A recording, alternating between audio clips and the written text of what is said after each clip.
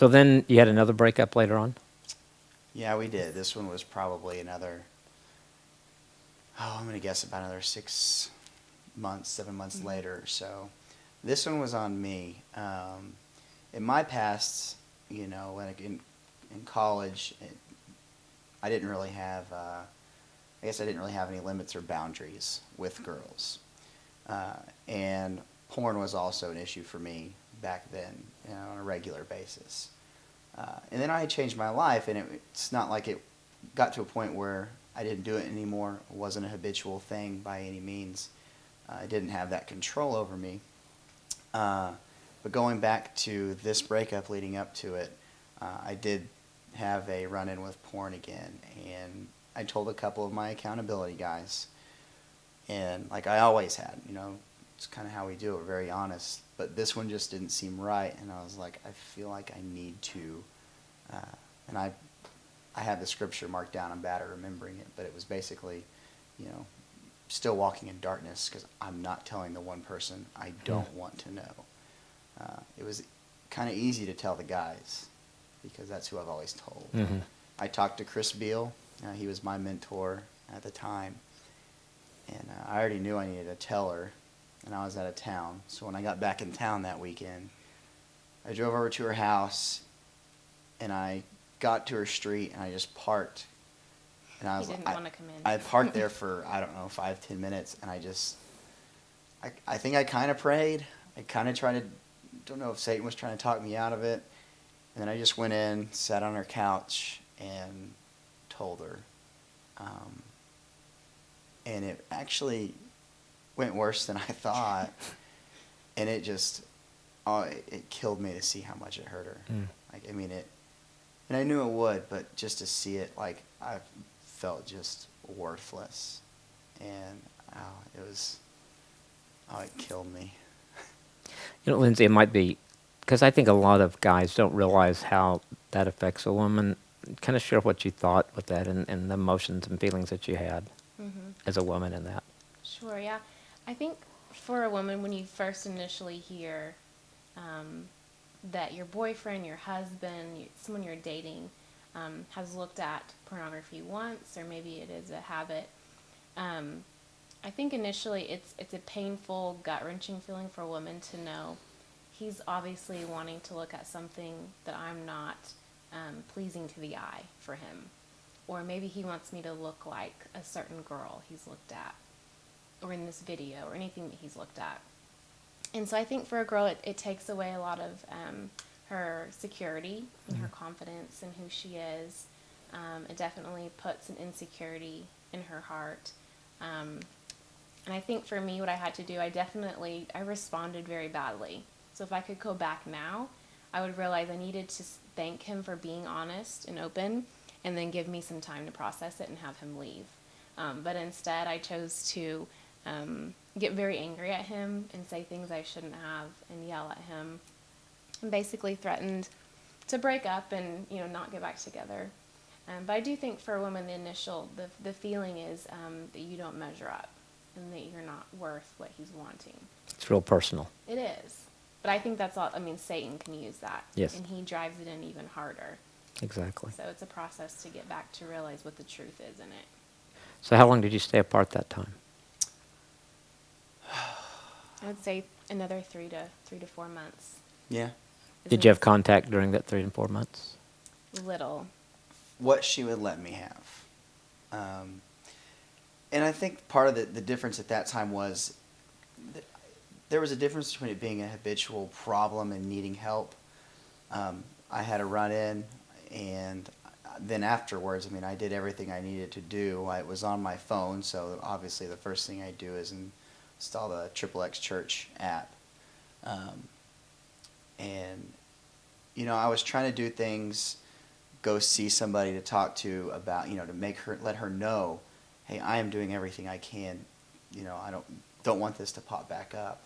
I'll do everything I can to walk closely with the Lord, because that's whenever you're always going to, God never says in the Bible, nowhere in there does it say you're not going to be tempted. Right. But you can put up roadblocks. You can fight temptation better whenever you're closer with Him. So I just, it took some time. She had to see that I was still walking closely with him. And then that gave her more security. So it wasn't something that was going to happen, overnight or a couple weeks. But she eventually, she saw it. So that became a trust issue for you. It did. And I even had to go meet with a counselor, and just to make sure, I had to kind of rebuild that confidence within myself. Because you're right, there's a huge difference between you've looked at it and you choose to not look at it again, as in someone who says, I don't think this is a problem. I think this is okay. And so in our situation, Matt knew it was wrong. He doesn't want to partake in it, and he does see how damaging it is to me and our relationship. So that was on the positive side for us, that he wanted to make it better, and he wanted to show me he valued me not, or choosing me over looking at pornography.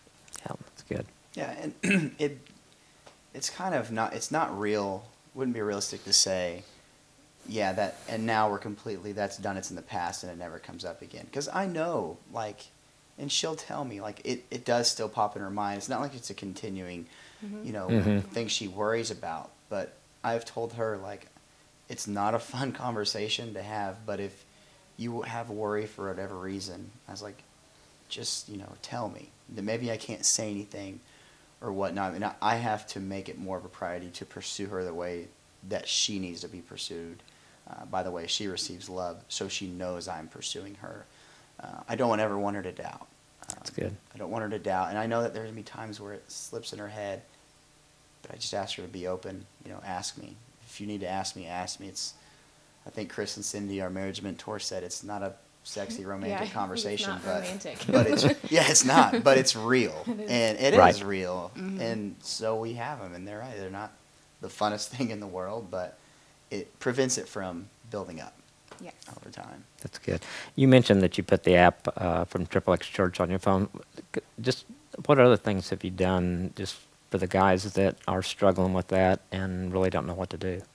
And it kind of goes back to what I also told you about, are you walking with the Lord? Because when you are, I was convicted enough before telling her, and then it made it, it just broke even more whenever I saw her reaction. But, I had to get it out. If you're not, so I read once, it's like the closer you're walking with the Lord, the more convicted you are whenever you do slip up or you do sin. And so I knew that it wasn't a distancing thing from God. So the things that I was doing whenever I was close with him, I was always involved in life groups. So I made it a point to, I'm still going to be dedicated to them. I'm still going to have the same conversations with the guys that I had, the accountability topics with. The phone stuff is good, preventing it on your computer. But you got to have people that will ask you, hey, how have you been doing? Not an occasional, once every couple weeks. It was like, hey, have you looked at porn? Being very direct. And I had a couple of those guys, and it was good to keep me accountable. Yeah, that makes a huge difference. Yes. I think accountability has to be a part of it. Yeah, it's probably harder to ask the other person if, how they've been doing, if they've screwed up, than it is for the person who does screw up to tell them. So, I had to trust on those guys to do that. That's good. Yeah. So then you guys got back together. Yes. And you thought that was the right thing to do at that time. You were ready. Yes. I kind of did the same thing. I waited on God to somehow pop up at my doorstep and say, yes, you are to get back with him, or no, you're not. And that's not reality. So I kind of had to use that ability that God gives us all, that, if you're his child, he gives you an opportunity to make a decision or not. So I made the decision just by the things he was choosing to do, by putting the application on his phone. He was doing accountability with other men. He was actively pursuing me in a way that was respectful, to give me space, but to show me I'm not giving up on you. And I think that was one of the main things that kind of made me keep letting him in, is because he was like, I thought he's not going to go away. He's pursuing me in a godly way, and it showed determination. So I definitely thought, okay, this is from God then. That's good. We just knew that we both knew that our story could be used. And I know that there are other couples that have gone through situations that they would say, well, my fiance, my boyfriend, husband, wife, they actually did have an affair and actually physically be with somebody else.